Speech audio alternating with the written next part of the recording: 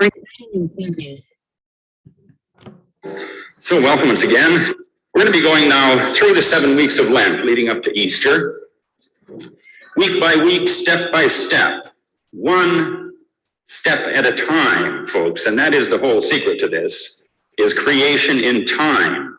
Not trying to do everything at once, but gradually reawakening to what we already know at some level of our being, which is we have been creating our lives up until now.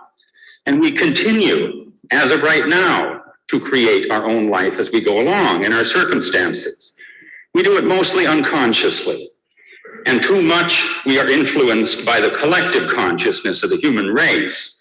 And so our individual power, which is what the whole New Testament story about Jesus Christ is about, is diffused and scattered and not focused.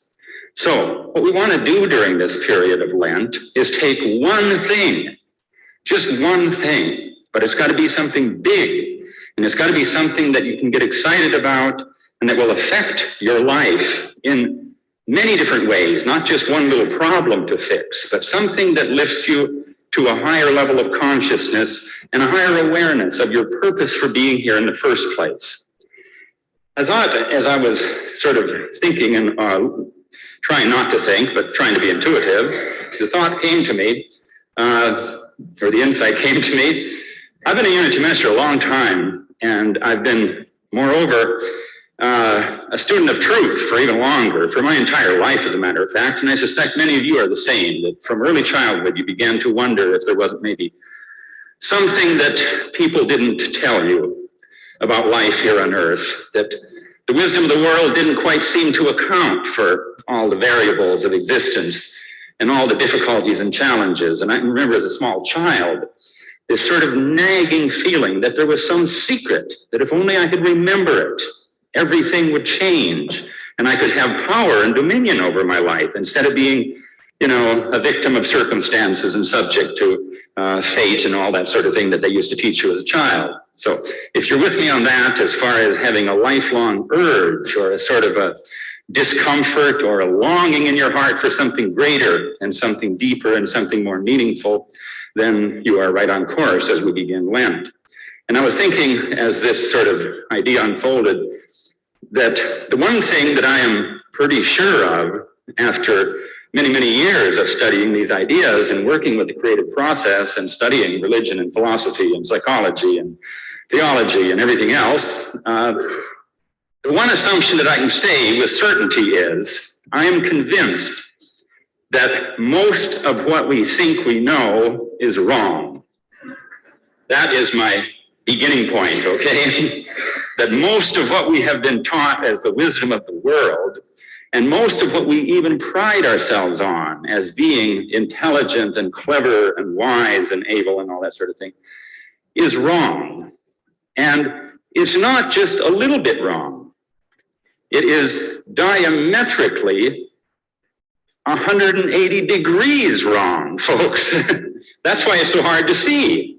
It's as though in the teachings of Plato, and remember, all philosophy, and that includes Christianity, is really, as they say, a footnote to Plato. He was there before anybody else. And Plato used metaphors to describe this situation. You're all familiar, perhaps, if you studied any philosophy, with Plato's analogy of the cave, for example, of the people sitting in the cave watching the shadows on the wall and mistaking that for reality, whereas actually reality is behind them, out there where the light is, you see. Plato also had another myth about incarnation that we talked about some a few weeks ago. And I want to go back to that just a moment to sort of set the tone this morning for the attitude with which to approach this creative project during Lent. And it was this: Plato said, when you incarnate, that is, when you come into incarnation here in the material world by being born in a physical body, you go through what is called the planes of forgetting in his mythology, and your existence up until that time is sort of wiped clean. And that's why we wake up and we grow up and we get educated and indoctrinated in this world, and we start having these bizarre notions about this world being reality. and about this body and this life that you have in this body as being somehow something that has to be conserved and saved at all costs, and that if you lose your body, you lose your life, basically. And that's the great overriding fear, which is the fear of death or extinction. Plato says then, when you incarnate into this body on earth to complement matters even more, remember, this is a myth, okay, so don't try to take it too literally, okay? Don't take it too literally. That's a big mistake with mythology. It's pointing at a deeper truth. So Plato says, here's the problem. When you incarnate, he said, the soul incarnates upside down. It's that simple. The soul incarnates upside down. I remember the first time I came across that idea, and I went around and asked all the philosophy teachers I knew in university, what on earth is he talking about here? None of them had an idea. None of them had a clue.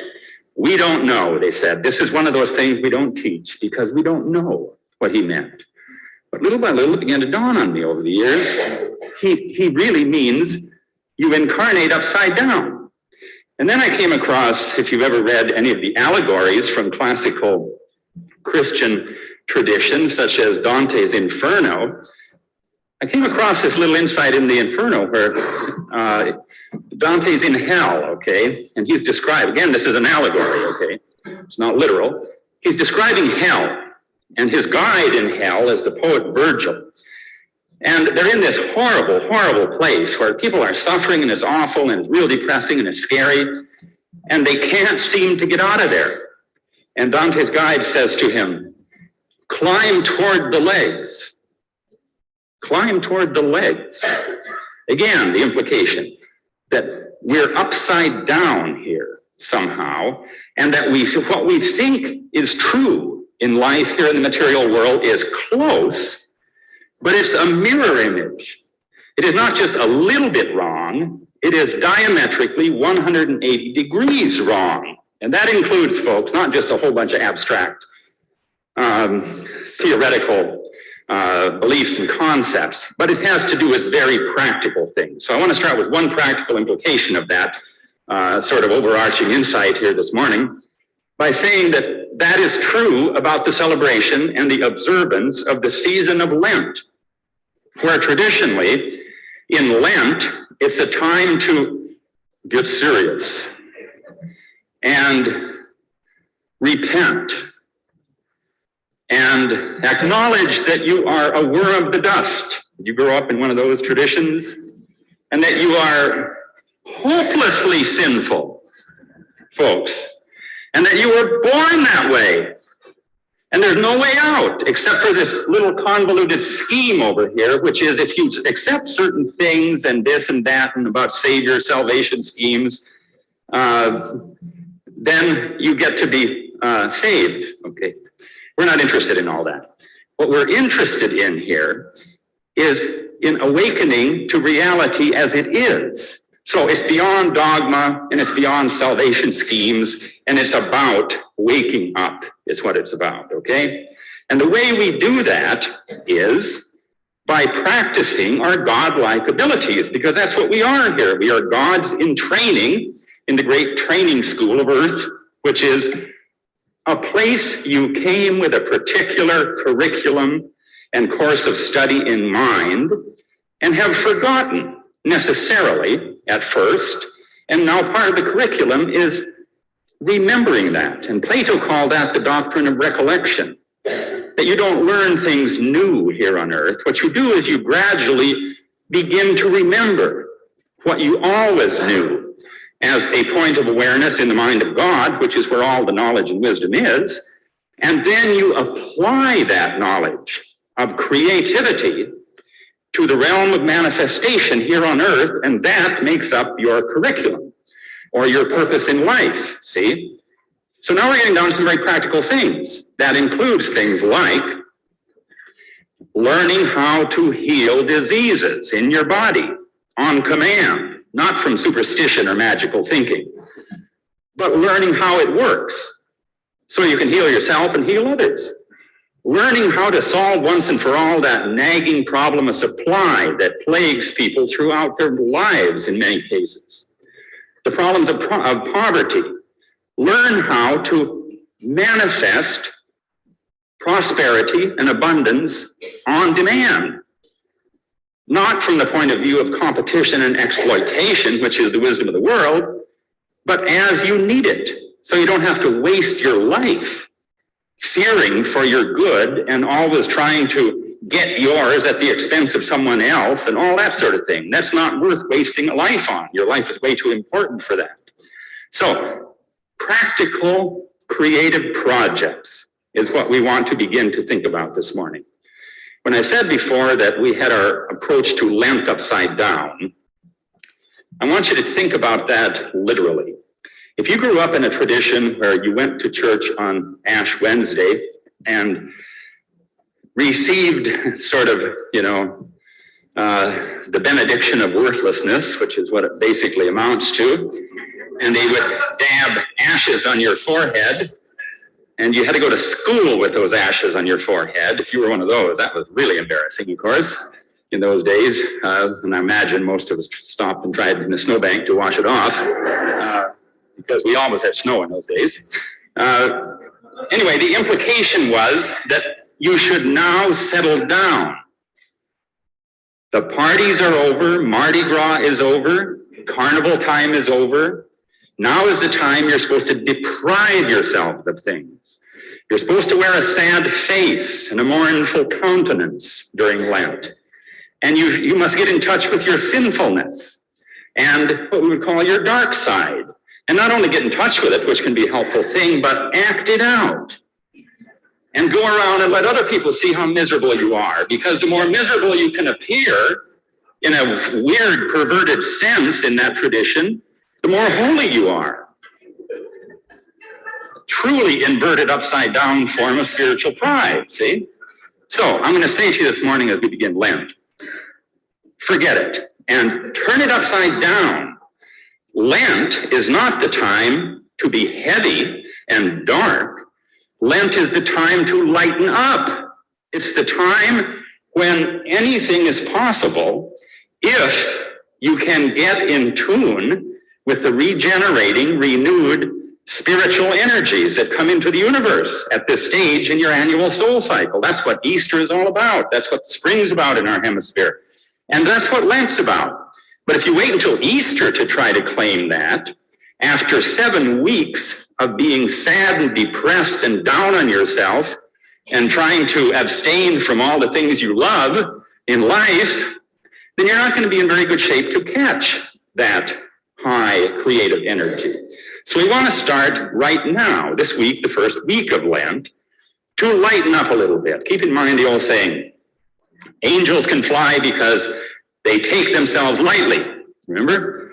And this is now the time in the annual soul cycle when, metaphorically speaking, or perhaps even literally speaking, the angels are very close to the earth. In other words, help is at hand right now, and you really can have anything you want if you begin now to get serious about it.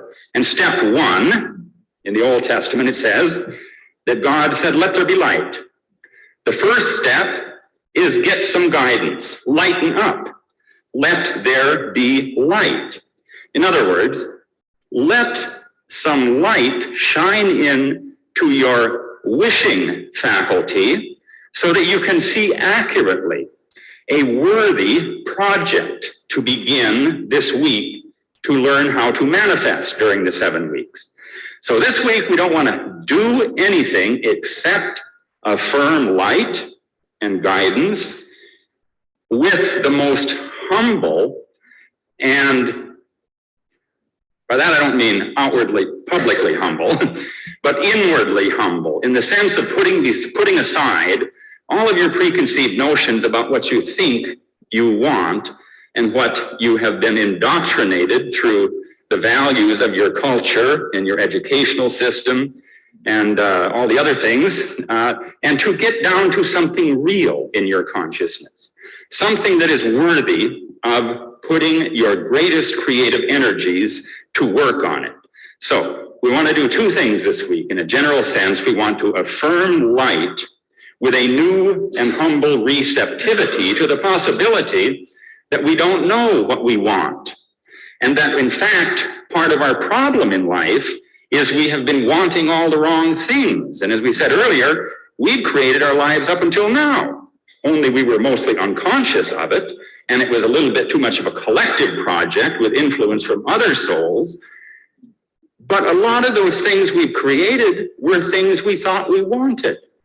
Talk to somebody who's trying to get out of a bad marriage, for example. That's a harder thing than finding somebody to marry in the first place. The only danger, and the greatest, at least the greatest danger to this creative process is, it's possible that you might really get what you think you want. And if you think you want something that is going to make you eventually unhappy and that doesn't meet your needs, then you've got another level of problem created, see? So this important first step is one where we want to put aside all preconceived notions about what it is we think we need or think we want in life, and open our minds to the possibility that maybe there's something better. Try to think bigger. So we're going to talk today about how to expand one idea into something big enough to move the soul. One idea is the whole key here. The power of one. And I often think that back when the unity movement was beginning, say 100 years ago or a little more, that was one of those divine ideas that the founders, Charles and Myrtle Fillmore, got hold of, that contributed an awful lot to the success and demonstration in the early days in unity. When, as you often hear me say, the tradition was, you should really be able to live this stuff if you're going to talk about it. There's no point just going around talking about all kinds of flaky New Age ideas if you can't demonstrate them. You should be able to heal yourself. You should be able to demonstrate prosperity. You should be able to demonstrate harmony. And you should be able to create, see? Because that's your destiny, to create your godlike abilities, to express them. So we should be able to do those things. And in the early days in unity, they discovered some ways to sort of use this power of one thing. One of the ways they did it was through constructing specific categories for prayer needs. These categories right here, healing, relationships, and prosperity, for example. Those are our general every month categories. There's a beginning right there of getting specific, see. The overarching affirmation is an affirmation of guidance. And this month, the affirmation for guidance goes, my mind is a center of God's creative power. Your mind, the mind you're in right now, is a center of God's creative power. I look within and I discover the divine plan for my life. I emphasize this morning because on the first Sunday in Lent, on the way out, we've got 400 people or more in here, and about 180 of those at least are going to stop me and ask me on the way out, how do I find my purpose and the divine plan for my life? I don't have time, okay, to go into it personally. This is how your mind is a center of God's creative power. It's not your mind at all. It's your awareness of God. And if your body died right here in the seat you're sitting in right now, guess what? Your mind would still be there, would still be a center of God's creative power. And it would be looking at that body and saying, oh, I forgot. And isn't that what happens? Have you ever been with anybody when they died? Semi-consciously at least died? It's one of the greatest things that can ever happen to you. It's a blessing you should all desire to have at some point in your life. And to see that point, when people die and pass the point of trying to hold on to the belief that their body is their life, and pass beyond that, a sort of a switch goes off, and then all of a sudden it's like, oh, and they'll actually say this. I've had people say this right on their deathbed, right before they passed away. Oh, now I remember. Or, oh, of course. How could I have forgotten this? And what they're recalling is this stupid illusion that you built in life here about your body being your life, see? And thus the fear of death that's based on that. And what a relief that is. Then they can go on with their journey and they don't have to be hanging on to that painful, by then worn out body. See, anyway, that's a digression, but it's helpful to think in these larger terms on this first Sunday in Lent, because it really is not all that serious, folks. And even if you die before you get home, it's not that big a deal today, okay? It's time to lighten up. In other words, we've already got one memorial service here tomorrow, but we have room for more, okay? I'm halfway kidding here, but you really need to address, because that's the big fear, as Paul calls it in the New Testament, the overcoming of the final, the greatest fear of all, which is the fear of death. And that is the beginning of enlightenment, okay? So it's not a bad idea to at least consider that possibility here in the first week of Lent. Now, let me get on then and talk a little bit about how to expand the power of one idea. As I said in the early days of unity, they had discovered a couple of secrets, I think, in the category of metaphysical techniques. One is, as I said, the categories, learning how to categorize and then name things, see? And pray affirmatively and specifically for exactly what you want. Now, that's easy to do in the sense of these practical categories. And that's why we limit these categories to very few, because it gets more complicated when you go into all the sort of the bigger issues of life that are interlocking and that make up what they call in psychological terms the complexes that we want to work on during these 7 weeks. So our challenge then at the beginning of Lent is to define what category we're going to be working with during Lent, and to see if we can sort of knit together the various needs and problems and challenges of life into some kind of a greater idea, so that by working on a higher plane, we can not only take care of some of these mundane problems, such as health and money and love life and things like that, but that you can actually begin to take up your real purpose for incarnation. Thus, the rest of the affirmation that I probably should at least point out, my mind is the center of God's creative power. I look within and I discover the divine plan for my life. Now, on this first Sunday in Lent, this is the level we want to begin on. We want to begin to try to tie our needs into a divine plan for your life, because that's where the power is. That's when it gets interesting. So we're going to talk now about some ways to think about that in the coming week, hopefully. So these are the kind of things that I'm hoping you will spend some time meditating on and contemplating. And I probably scared most of you from not bring notebooks and pencils last Sunday when I pointed out that it scares me when people are writing down what I'm saying. It's one of the reasons I don't like this being taped once in a while, because some of these things are situational, okay? And they're true, and they're drawn forth by the very needs that are here, see? And they're not necessarily universal truths. Thus, I'm hoping you take the things I talk about here as merely a catalyst to get your mind working. And your mind, remember, is a center of God's creative power.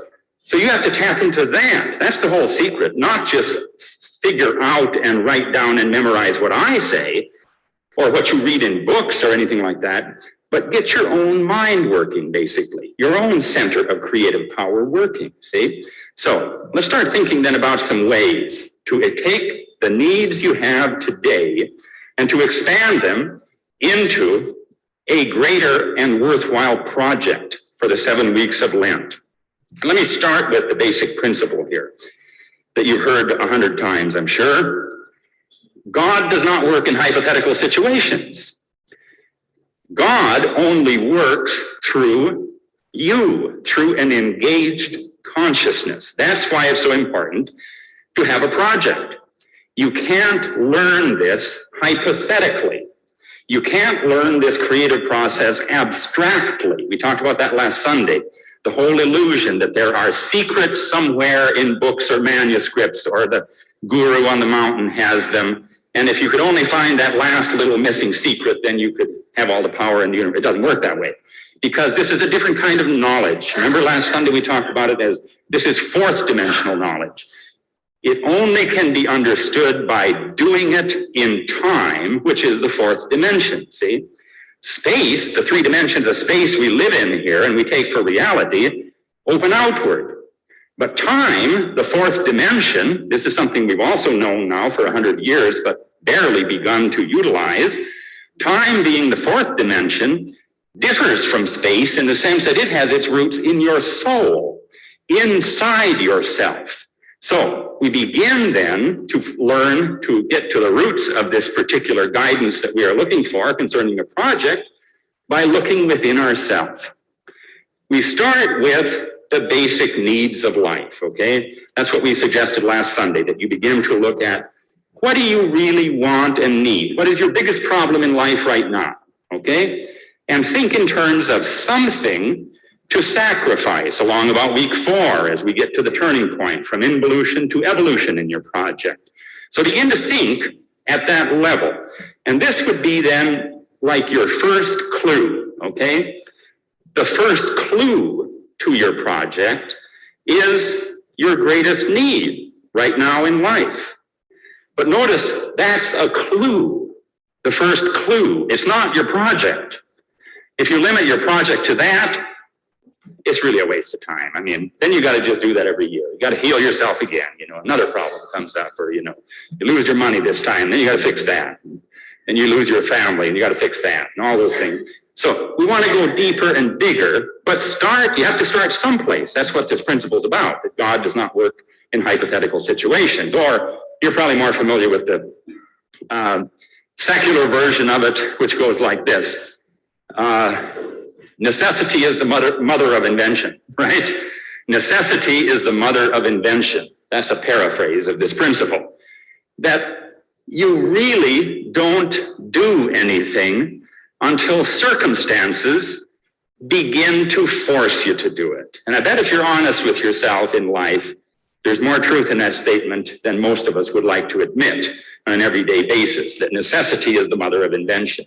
It's the same principle as the principle that God does not work in hypothetical situations. It requires, in other words, a real need. To put it in a more perhaps positive tone or light, it requires a workshop.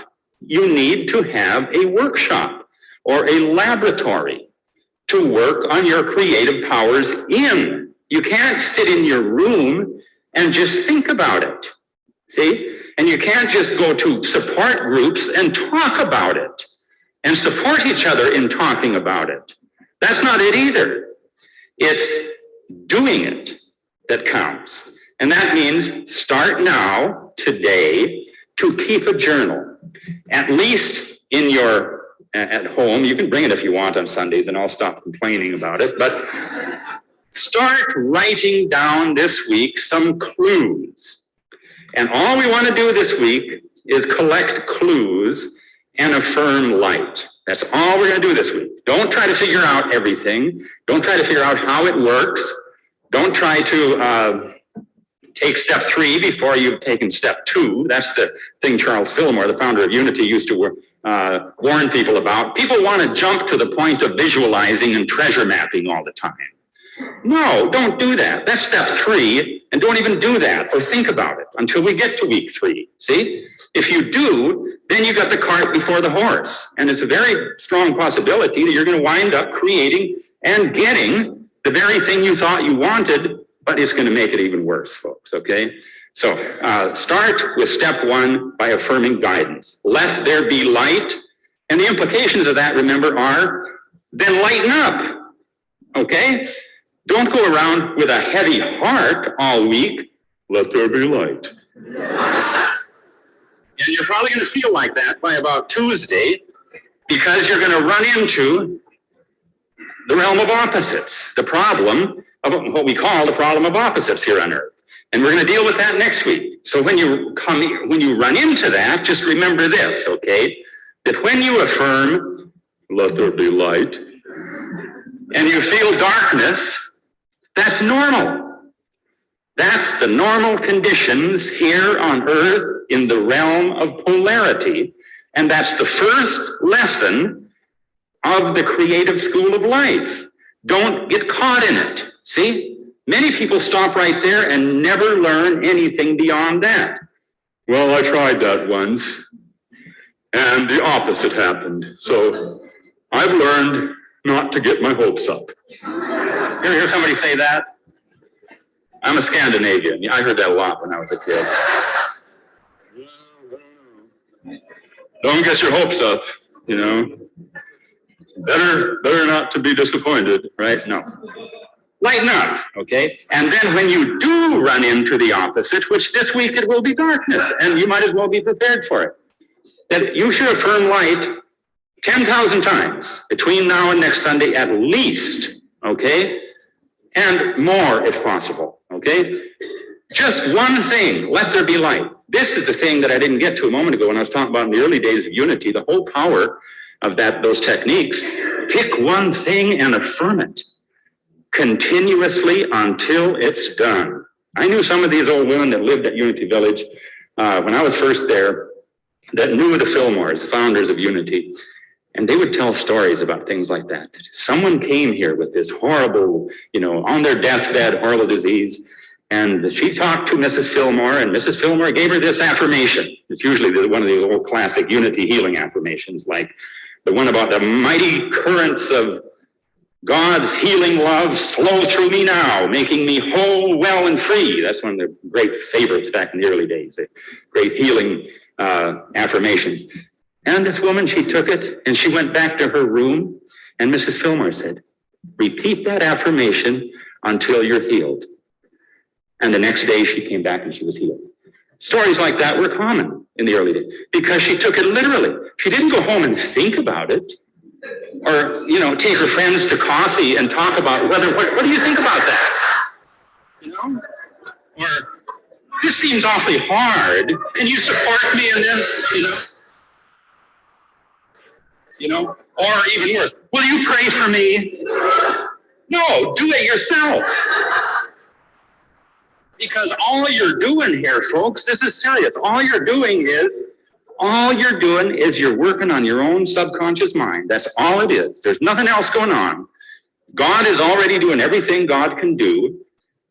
And it's something in your unconscious, your subconscious mind that is blocking this thing that you need. So thus the great power in just plain one thing and repeating it. So particularly, I want to emphasize that this week. There'll be more things to do in the weeks to come, but this week in particular, week 1, we want to focus on the number 1. One thing, just one thing. And the one thing to start with is the affirmation, let there be light. And I'm serious about repeating that. Maybe thousands of times before tonight, if possible. The secret, folks, do it instead of being depressed. Do it instead of worrying. Do it instead of complaining.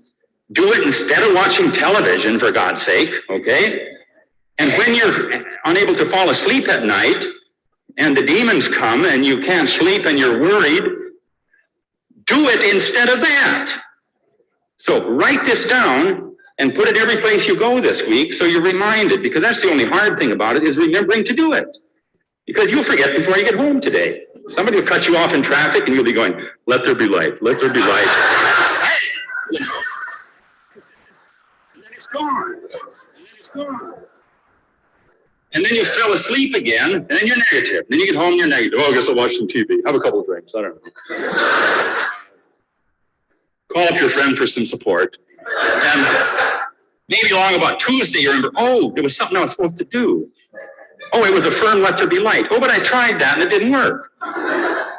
Do it. You just keep doing it, see? So, okay, enough about that. I'm tired of haranguing you. Let me give you some clues now. Now, what you want to do is you want to collect clues. Just the clues that come to your mind from affirming let there be light. Starting with your major need. That's your first clue, as we said, okay? Now we'll go back to Plato for just a moment, and here are some practical things. I'm almost out of time already, but here are some practical categories to think about, because we don't have to talk much more about this. It's something that needs to be done, see? So if you don't have a fresh notebook and pen at home, stop and get one on the way home, okay? And start taking down clues this week. Your attitude to this is all important.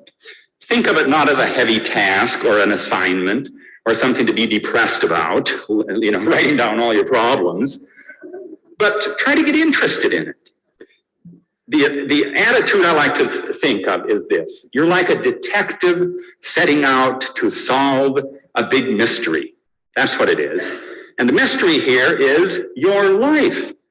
Who are you? What are you doing here? What's the purpose of your life?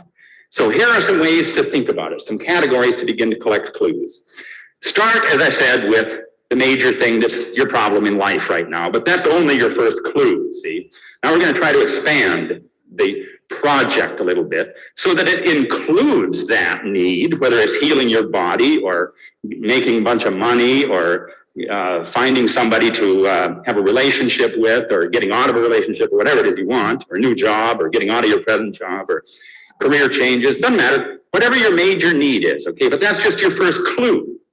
Now, think about, go back to Plato, and we talked about this a couple of weeks ago.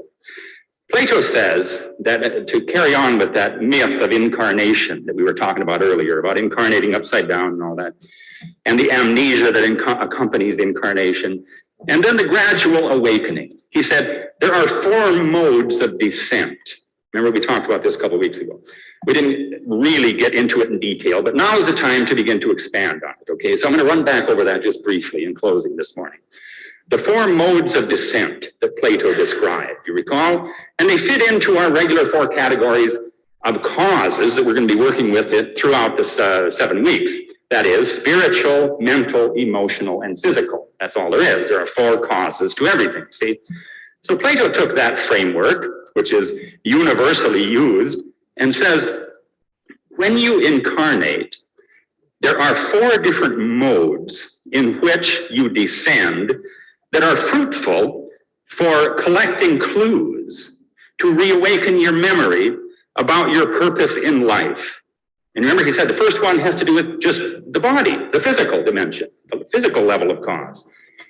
So he said, look at your body and ask yourself, what on earth could I have had in mind before I passed through the plains of forgetting, in the metaphor, to have chosen a body like this? This is going to be bad news for some of you and good news for some of you. But honestly, confront it once and for all. Instead of being unhappy with your self-body image and all that sort of thing, ask yourself, why would you have chosen such a body? Because let's face facts, we chose it, okay? We chose all these conditions. We simply can't remember it. So he said, look at your body. What gender are you? What race are you? What nationality? What size, what shape, what everything that has to do with your physical dimension of your body. Why'd you grow such a body, see? What did your soul have in mind with a body like that? And keep in mind that it's not only for positive purposes in the sense of, being beautiful and handsome and attractive and famous and all those things, but you brought your handicap, whatever that is, if you have a handicap of any kind, that was appropriate for the curriculum you chose for your life here. So, in other words, stop being a victim is part of this. Stop feeling sorry for yourself. Call it what it is. It's your handicap, okay? And you chose it. Now, if you don't want to believe that, then you're in the wrong place, okay? Because that's a form of denial, okay? And a lot of people do. They blame everything on everybody else, and we go to the next category, and right away, we run into that, which is the category that Plato calls your parents. So look from your body then to the general category of your parents. Why did you choose your parents? The particular parents, and even if you didn't know your parents, okay, everybody's had 2 parents at least so far until we start cloning, okay? Everybody's had 2 parents here.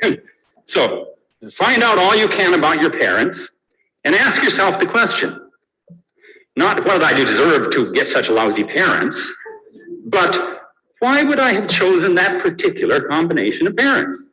And ask about them in terms of their psychological types, their strengths and weaknesses, their positive and negative traits and habits and all that sort of thing. And maybe even make a little graph of this in your notebook and sort of a little matrix of, you got your mother and you got your father, and you got strong suit and weak suit, positive traits and negative traits, and start writing them down. You might be surprised The parent maybe that you thought you were the closest to is the one with the most negative traits, quite often you'll find. You find your parents had very opposite qualities in some of these categories. That opposites do attract, they tend to in the material realm here. So you begin to look at those qualities, and then you ask yourself, what should I choose? In the beginning of Unity, Myrtle Fillmore was working on a healing. You've all heard this story, so I won't spend time on it. And she, like you and I, had been searching for truth and going around and listening to all kinds of metaphysical teachers and gurus and going to workshops and reading what books were available in those days and studying, crystals and aromatherapy and everything else, It was a time quite like now. It was right before the turn of the century, and the wave was cresting of all this sort of flaky New Age stuff. So she was interested in that, and it's good, okay? Because it eventually led her one night, just like it led you sometime, or will lead you to whatever you need. It led her one night to a speaker who said one thing that became to her the key to her healing. And it had to do with this thing about parents.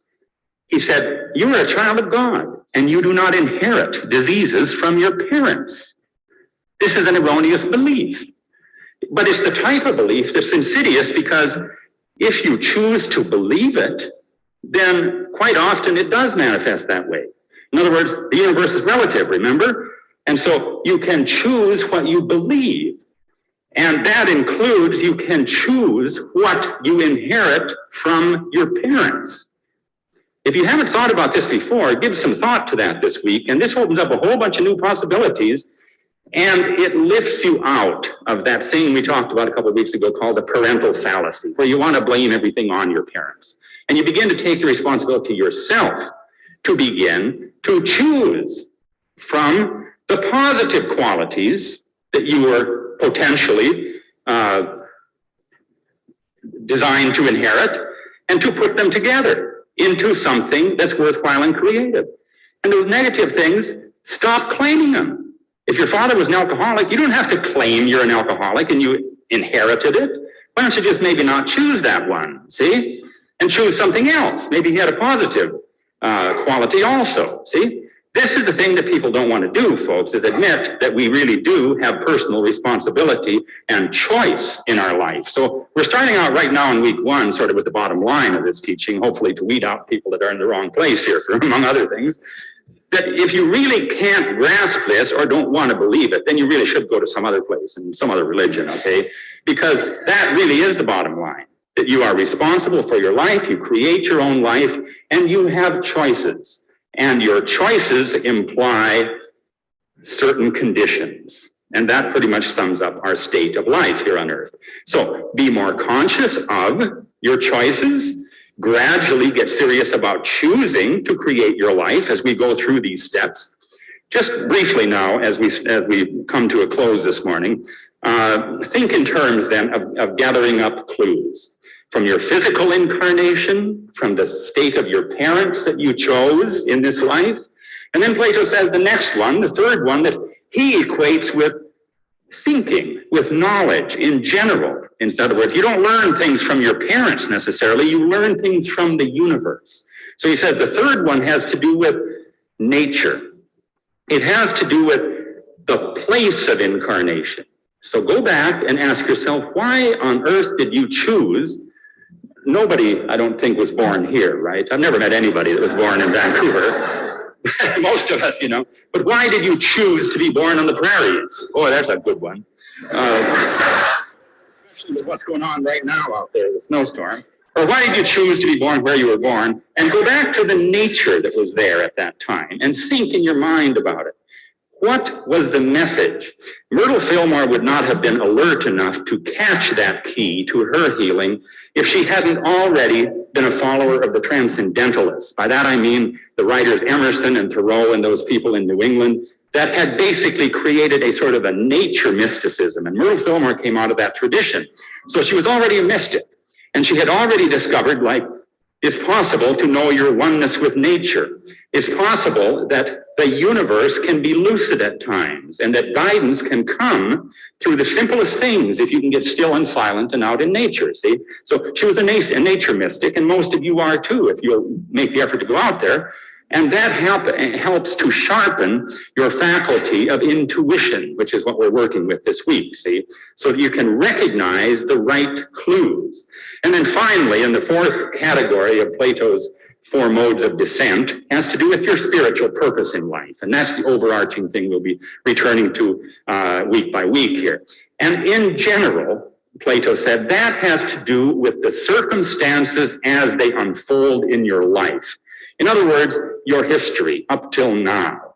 There is first your body, then your parents, then the place, the natural environment where you chose to incarnate, and then you start out in time.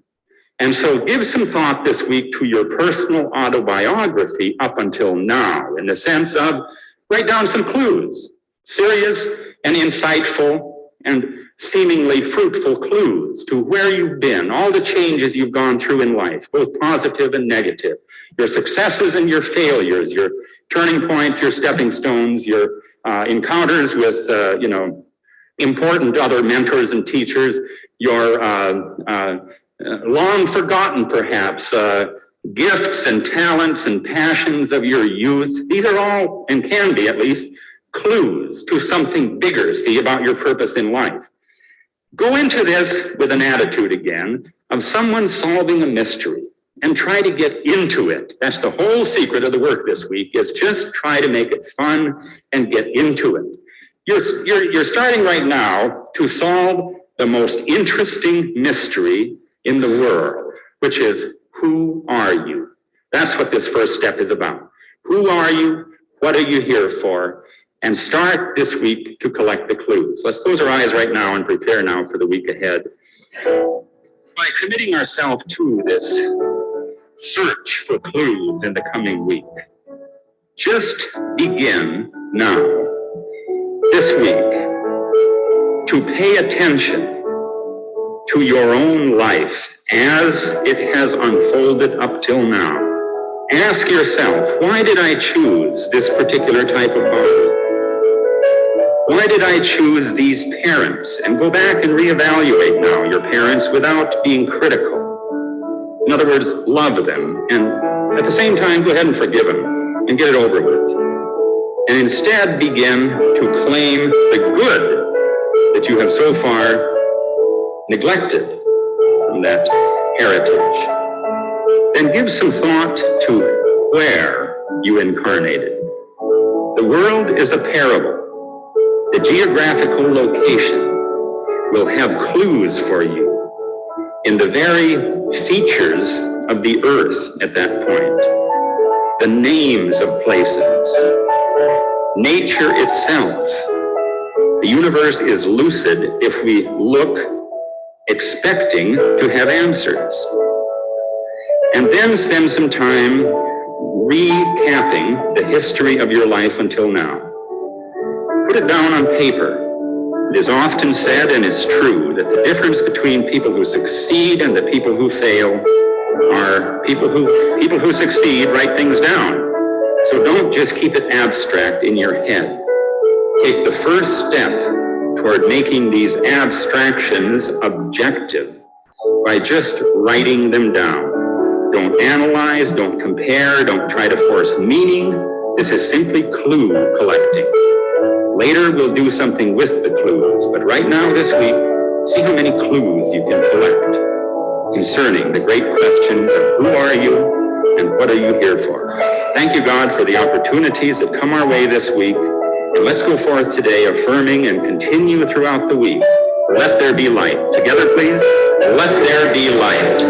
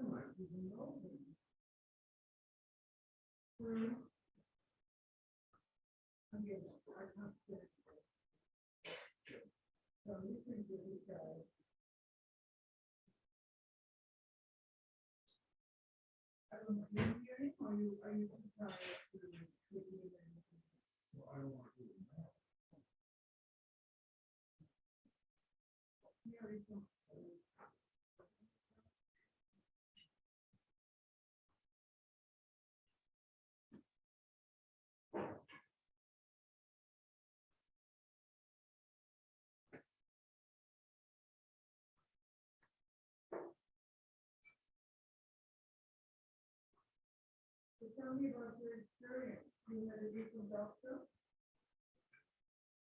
Huh? Dr. Dana.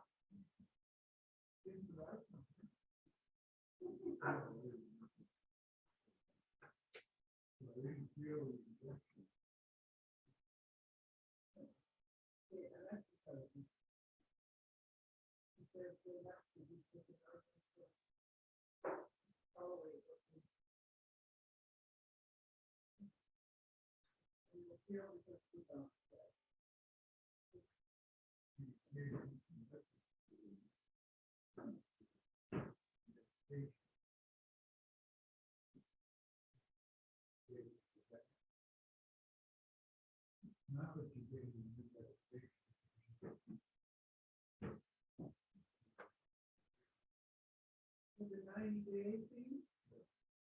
You're not getting that?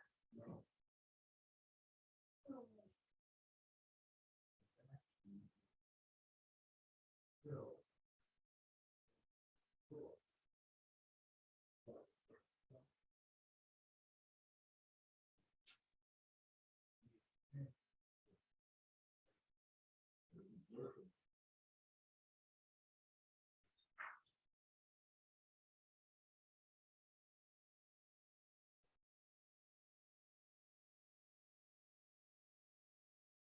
So you're getting a vaccine because it's still working.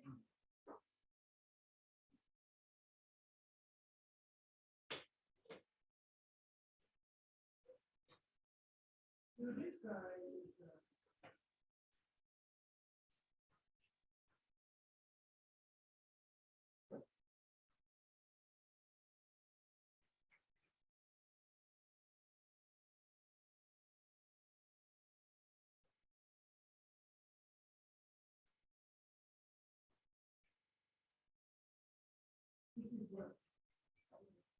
So I don't know if we can talk about it, because I mean, you don't think.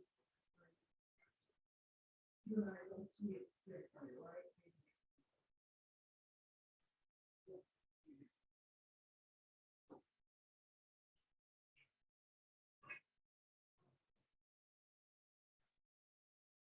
You didn't have your. No.